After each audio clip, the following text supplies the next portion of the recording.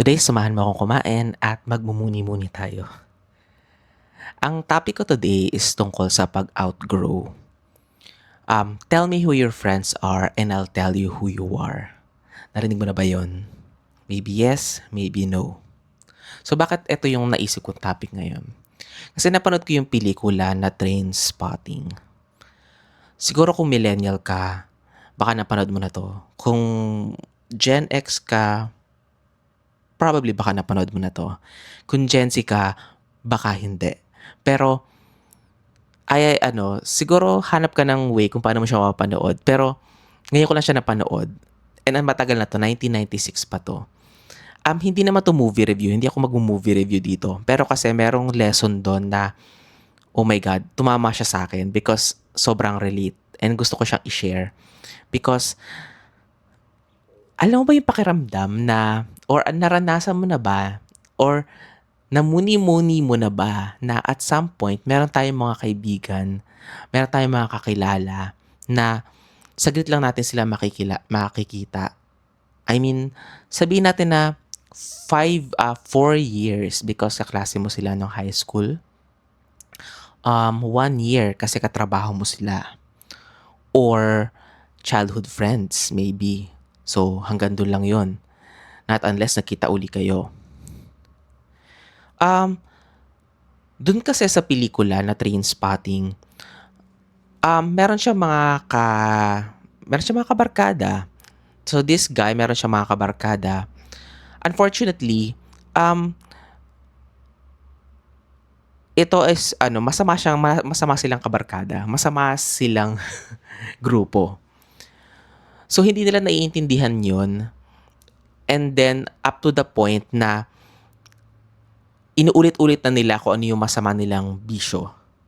Hanggang sa dumating na sila sa punto na akala nila safe lang sila lagi until one by one bumalik na sila para silang na karma or parang na-realize nila dumating na sila sa point na eto na yung hangganan, parang nakita na nila yung consequences ng mga masama nilang bisyo. And then eventually, yung bida, nagpa-rehab siya and then nagbagong buhay siya. And then meron siya doon na girlfriend, parang maganda yung line na sinabi niya. Sabi niya doon sa guy, tatagulugi ko na lang. Sabi niya is, alam mo hindi ka na bumabata. The point is, you need to find something new.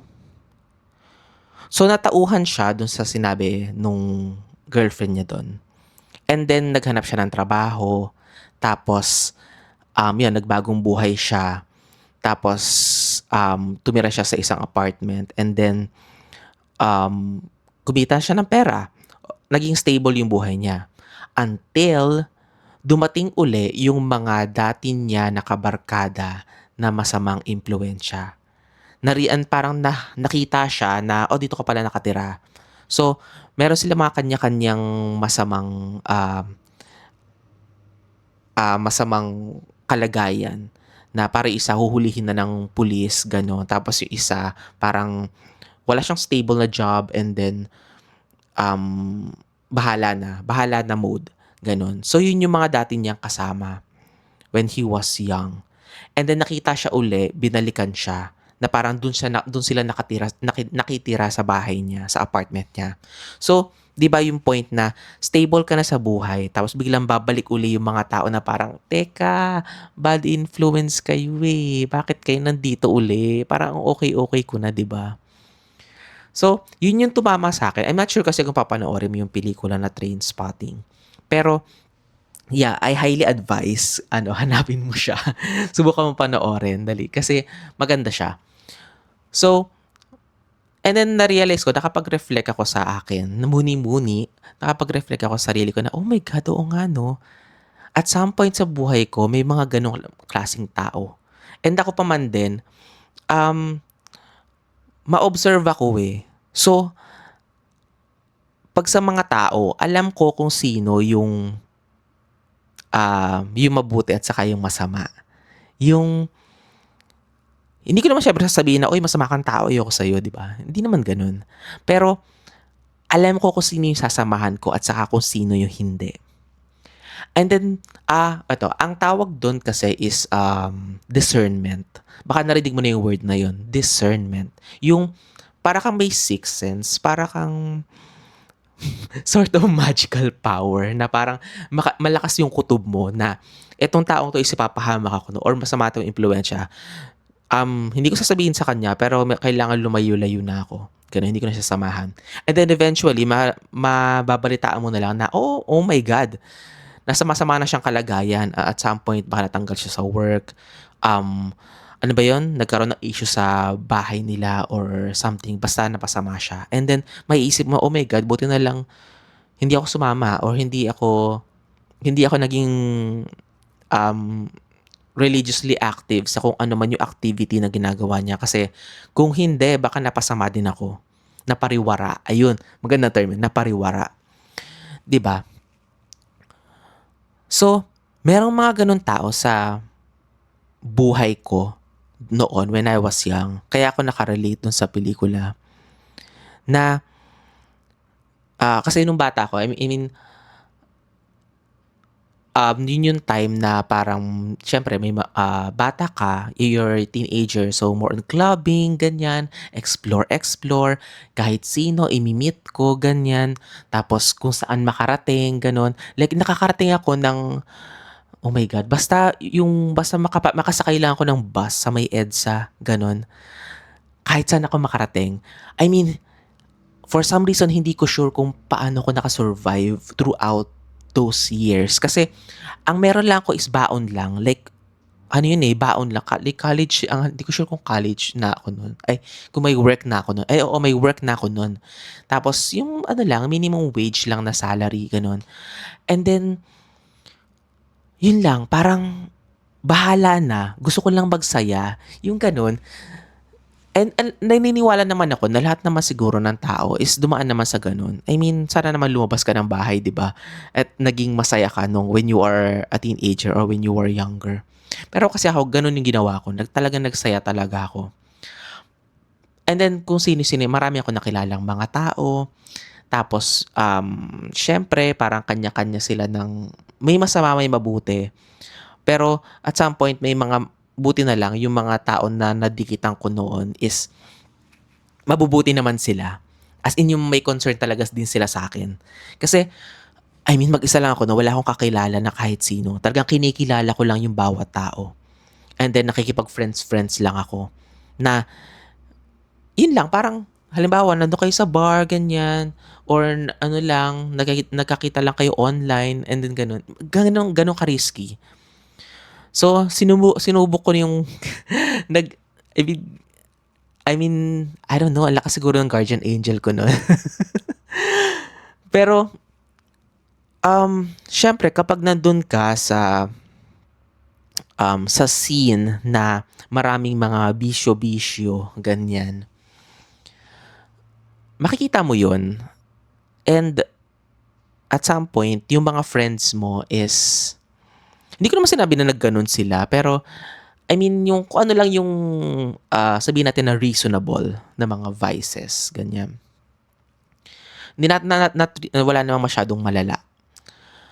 Pero like halimbawa, every weekend nasasama ako sa kanila, ganyan. Tapos meron sila mga bagong makikilala and then isasama nila do'n sa group tapos parang, okay, join-join kayo, gano'n. Wala silang gano'ng discernment katulad nung sa'kin.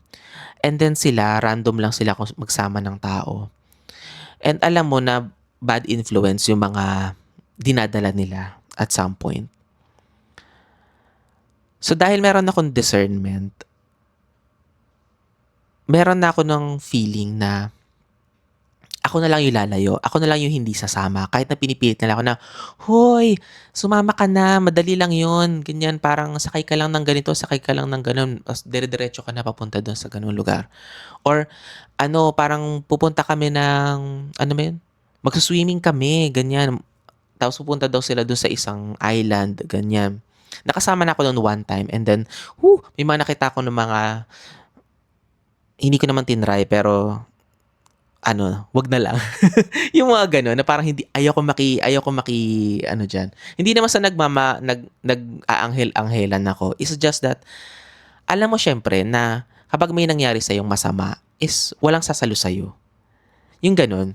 Parang hindi naman tayo masyadong pa Virgin Mary ang dating. Pero kasi mararamdaman mo na mafe-feel mo na paano kaya 'pag merong nangyaring masama sa'kin?